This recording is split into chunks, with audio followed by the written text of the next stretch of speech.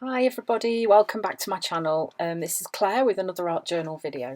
So today again I'm playing in my craft journal and I'm starting off by just adding some black paint using a dry brush onto the background of the craft journal, just across the middle of the page, leaving some of the craft showing at the top and the bottom. And then I'm using some of this black patterned collage paper from Dina Wakley and just using a few pieces of that, just trying to decide whether to do it vertically or horizontally on the page. I think in the end I went for horizontally, yeah. And I'm just using some gel medium to stick these in place with my very manky brush that I only use for sticking down things with gel medium. It does get a bit caked, and every now and again I put it in some, is it Murphy's soap oil? Soap? Oh, I don't know what's it called. Oil soap, that's the one. Murphy oil soap. It does clean. It does clean them really, really well, although it does smell a bit funny too. So then I'm also using some white collage paper and adding a few pieces of that onto the page too, just to start to add a little bit of contrast on there. So then once it was dry, then I used this Tim Holtz stencil. It's called Dotted, and some white paint, and with the blending tool I'm just adding some areas of stenciling onto the page too. You can see that I'm still managing to leave some of the craft showing, which is quite something for me. So then I'm using one of these chipboard shapes. This is from Dina Wakley. This is one of the women, and I've got this bit of cardboard box I've kind of cobbled together for doing spraying small things with the gloss sprays, because they do go everywhere. And I've used the Tangelo and a little bit of the rouge spray on there. It makes a beautiful colour. So there's a little pop of colour on this page too. And then I'm just sticking it in place using this double-sided tape gun that I found on Amazon.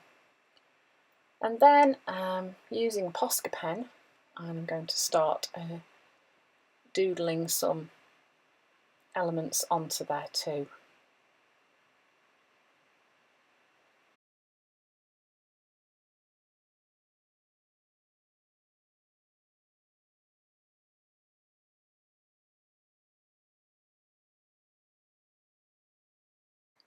So next I'm using the Signo Uniball in white, and I'm just outlining these botanical doodles that I've put onto the page, just making them pop out by giving them a white outline.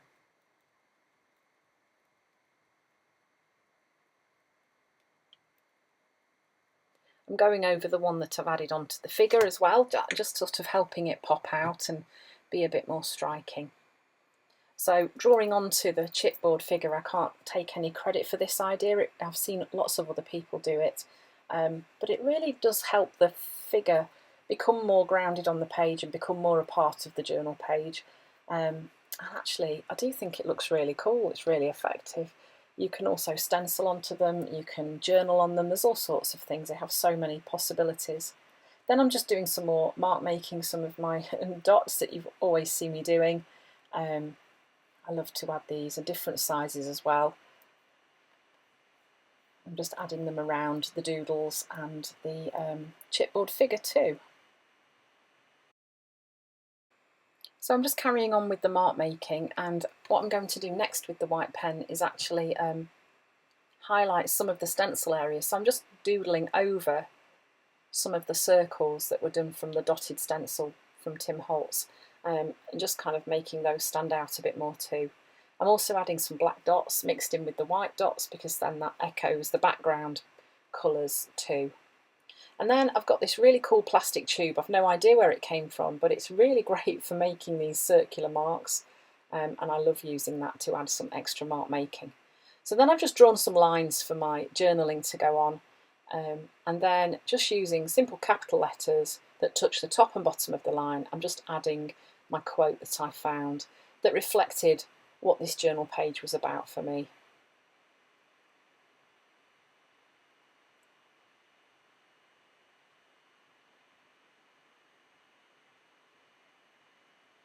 I've gone over the lettering twice, because the first time it kind of seemed to be a little bit too pale in the background, but that does make it a bit brighter.